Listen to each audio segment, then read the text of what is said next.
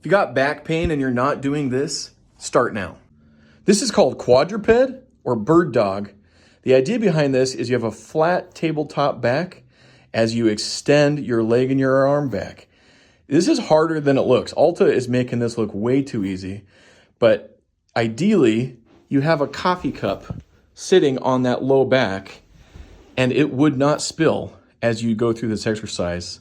If you're not doing this, give it a try. If you're not following Alta, go follow her right now.